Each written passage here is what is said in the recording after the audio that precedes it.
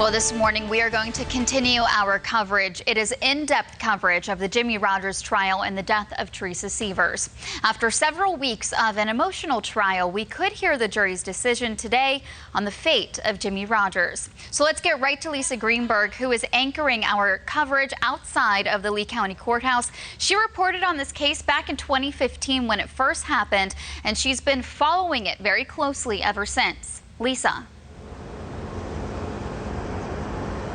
Well, in just about an hour from now, jurors will report back here to the courthouse, and they will work to determine if Jimmy Rodgers is guilty or not guilty. That's if they can reach a verdict at all. There is always a chance the jury could be deadlocked and there could be a mistrial here. Hopefully this doesn't come to that, and they are able to make a verdict this morning. Now, the state says in 2015, Jimmy Rodgers murdered Teresa Sievers brutally inside her Bonita Springs home with a hammer. They say his friend Curtis Wright hired him to do this, and Dr. Sievers' husband Mark was behind all of this, in part to get her life insurance money. The jury spent almost the entire day deliberating yesterday. They left the court at around 5:30 p.m. Again, they'll be reporting back here at around 8:30 this morning. So we wanted to know, does the length of deliberation here tell us anything? There are countless cases where a long deliberation resulted in either an acquittal or a guilty verdict. So you really can't predict. What it tells me, though, is that the jury is making their best efforts to do a good job. They are analyzing the case. They're taking it seriously. Our legal expert you just heard from, Pam C., also says she does think the jury will draw the proper verdict here just based on how much attention they are giving to this case. It is possible Jimmy Rodgers could walk away a free man today if he's found not guilty. Like a guilty verdict, that not guilty verdict also has to be a unanimous decision between all 12 of the jury members. If this happens, there's no redo here. This is it. That means it's over. This is because of double jeopardy, which is a part of your constitutional rights. You can't be tried for the same crime more than once.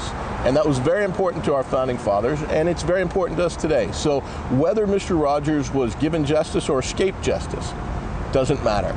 He's had his shot at the system, and we did what we did, and we accept that. We go on. He could go on to write a tell-all book right now about how he did it and the horrible things he did, and nobody can touch him. And if Jimmy Rodgers is found guilty of first-degree murder, next comes the penalty phase. During that time, the same jury will gather here to hear the evidence, deliberate again to decide if Jimmy Rodgers will get the death penalty. Now, the jury doesn't have to find Rodgers guilty or not guilty of first-degree murder. He is also facing a charge of conspiracy to commit murder and a charge of burglary. They have to unanimously convict him on all three charges separately. And they also have options on the murder charge. If they don't feel he's guilty of first-degree murder, they can find him guilty of second-degree murder or manslaughter instead. A second-degree conviction would mean the jury found he was an accomplice to this murder, and a manslaughter conviction would mean, in part, this killing was in the heat of the moment. If he is found guilty of first-degree murder, his attorneys will likely file an appeal. That is quite common in situations like this. We already saw the framework being laid for an appeal during this trial when his team motioned not once, but twice for a mistrial. The first motion for a mistrial was when a lieutenant took the stand in the trial of Jimmy Rodgers, saying that Rodgers talked to them when he went to Missouri to visit the home and do their investigation, but they say he refused at that time to give a recorded statement. The defense said that violated his right to remain silent. The judge denied that motion for a mistrial. But then later that same day that happened, the defense made another motion for a mistrial when that same lieutenant talked about a conversation he had with Rodgers in a holding facility when he was on probation. Take a listen. We would have to move for a mistrial at this time, Judge, because it's going to be impossible now for Mr. Rodgers to get a fair trial. The media is running all over now with the story that he was on probation.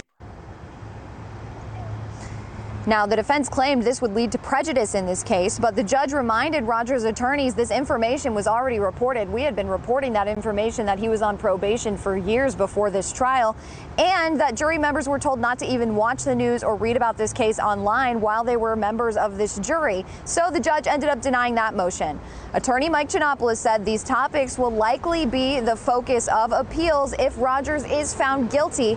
He also explained more about the appeals process. When you win on appeal, you actually win your case. You win the right to come back and get to try it over again in front of the same judge. Is there a limit to how many appeals you can make in a case like this? There's not. There's a limit to the types of issues that can be appealed, but not a limit to the number of issues. Now remember, the jury members are expected to report back here to the Lee County Courthouse at 8:30 this morning. That's just about an hour from now, and you can count on us. We will be reporting to you every single step of the way. When the jury does find a verdict in this case, it can really happen at any moment after 8:30 this morning. And when it does, we will be live streaming it not just on air, but online as well on our website, fox4now.com, and on the Fox 4 Facebook page. If you have Facebook, you can find it there. You can also count on us to have it live streaming in our Fox 4 app. And the best part about having this app is we will send a push alert the second we know the jury has come to a decision and the judge is reading that verdict. So that is definitely a useful tool you will want to have. We will be speaking with legal experts about what is expected to happen this morning in the courtroom. So stick around for that. And for now, Lauren, I'll send it back inside to you.